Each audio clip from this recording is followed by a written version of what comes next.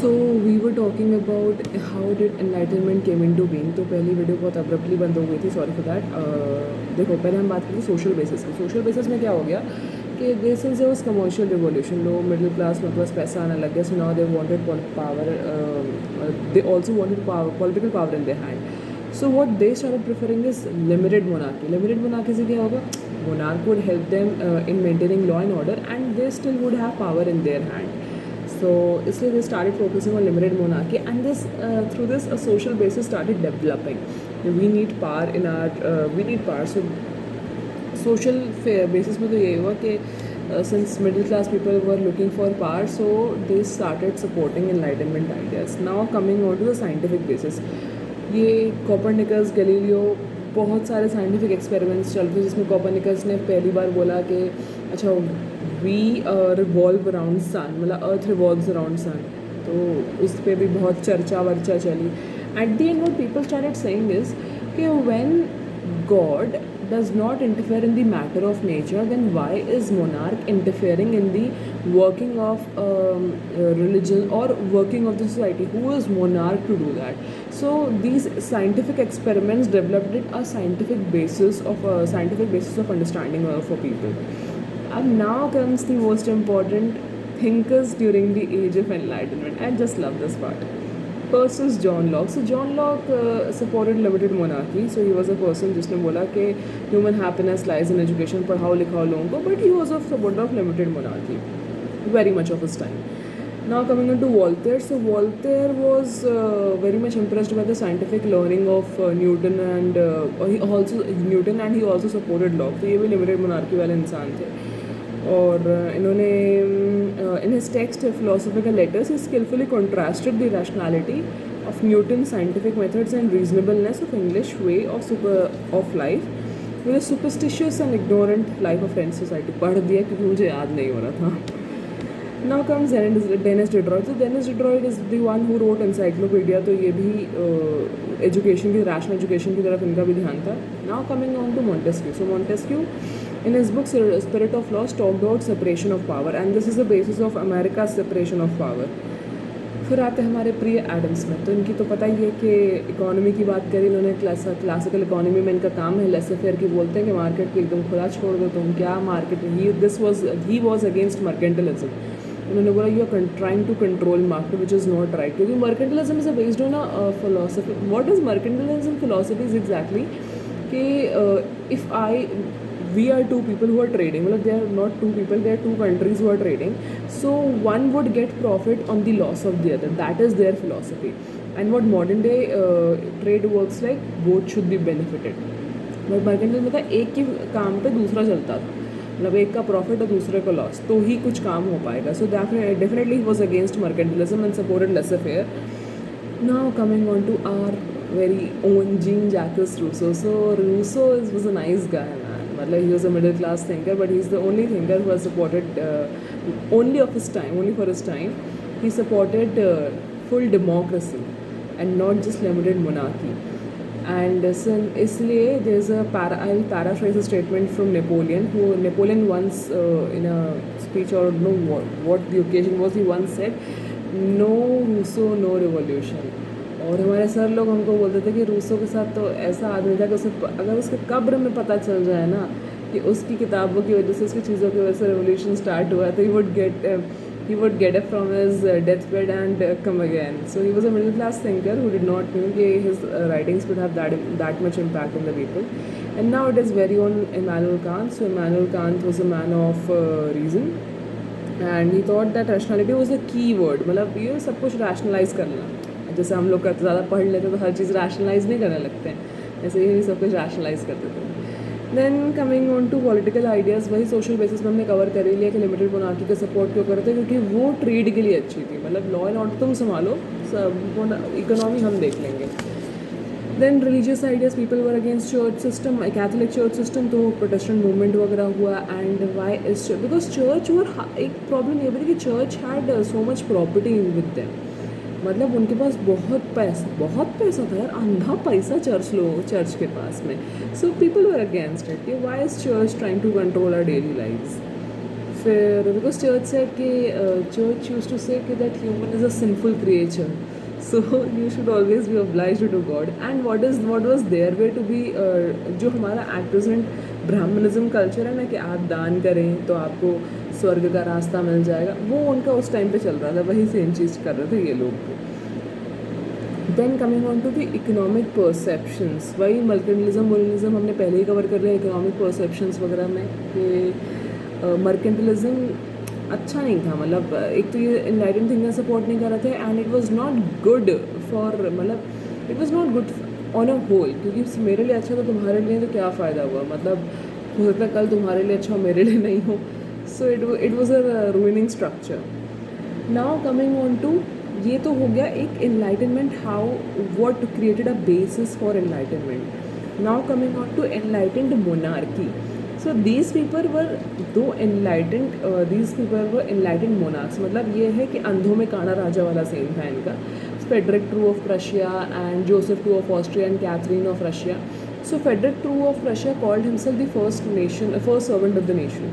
तो now this is an upgradation, मतलब absolutism से तो ऑब्वियसली अपग्रेडेशन है। So what this enlightened monarchs did was के since their working the way of working was in the light of enlightenment, so they were better than their counterparts or the kings or queens who used to be there earlier, but still they were despotic in nature, मतलब ये काम करते थे हमारे लिए पर हमसे पूछते नहीं थे कि हमें ये चाहिए कि नहीं चाहिए। मतलब फॉर एग्जांपल तुझे भूख 4 रोटी की लगी बट तुझे 6 रोटी खिला देंगे, चलेगा क्या, मतलब I hope you get my point. And then Frederick Law Prussia focused on education, and in fact all these 3-4 people focused on education. Frederick too, and though Joseph too was a rival of Frederick too, but still he was influenced by him, और उन्होंने भी same वही काम किया। Catherine to ने भी westernisation की बात करी है और स्कूल्स खोले हैं और बहुत सारी चीज़ें, मतलब सोशलिस्टिक प्रिंसिपल्स हैं इनका। And Frederick two was an educated person and was aware of his duties. हाँ, फर्स्ट सर्वेंट तो स्टेट उन्होंने अपने आप को बोला। जोसेफ टू ऑफ ऑस्ट्रिया देख लिया। अब इनके लिमिटेशंस क्या थे, what were the limitations of this enlightened monarchs? Their problem was के first of all it was very limited in nature. Second of all, it was not, they were not consulting people whether the things that they are doing are needed by people, even need them or not. Third is they were still despotic, man, तुम पूछ कहाँ रहे हो, ठीक। और दूसरा final fourth is के this change was too small to cover the whole absolutism, the monarchial absolutism. अब हम आते हैं कि अब एनलाइटनमेंट को चैलेंज किन लोगों ने किया, कि है ना, क्या किन लोगों ने बोला। So I will just read a few things from here.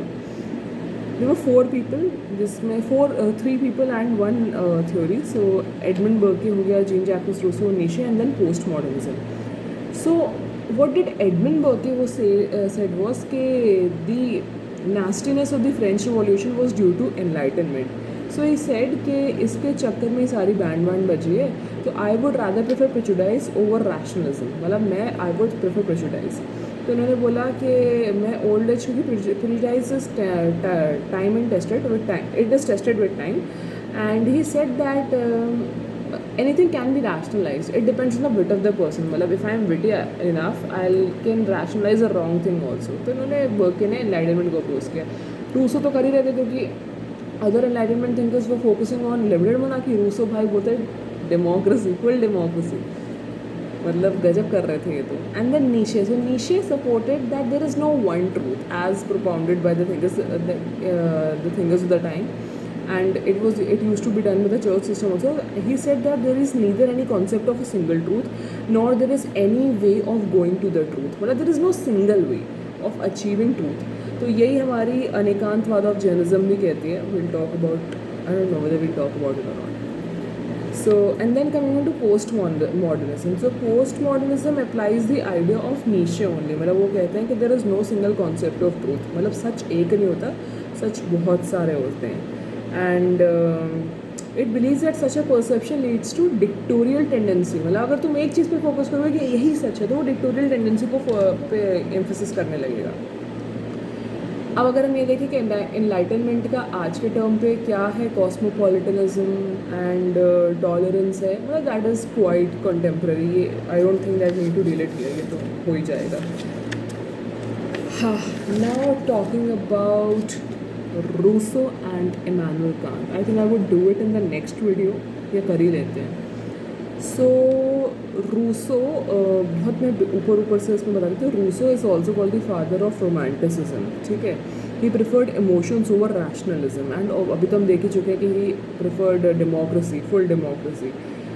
So Rousseau is also called as father of democracy, is also called father of romanticism. But इनका जो एक कॉन्सेप्ट है जनरल विल का, वो ज़्यादा फेमस है.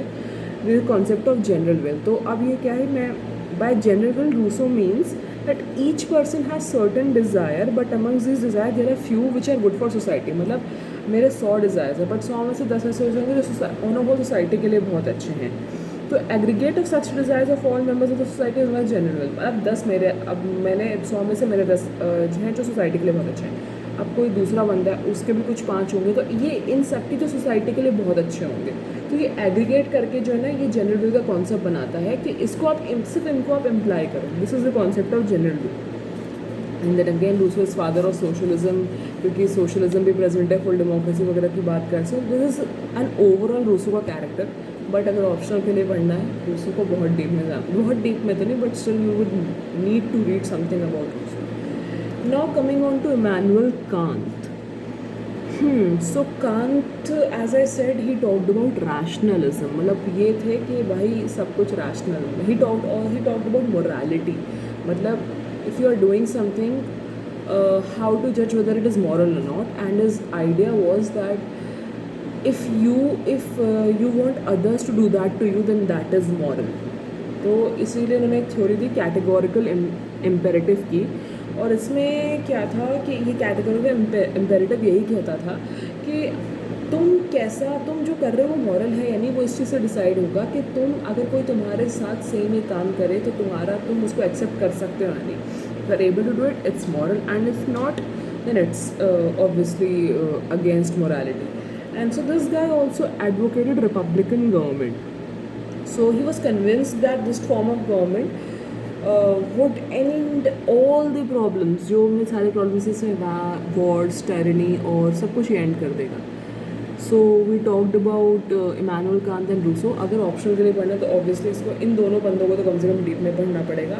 And in the next we'll talk about, next video we'll talk about this, जो हमारे spread of enlightenment to various parts of the world, and then finally American revolution.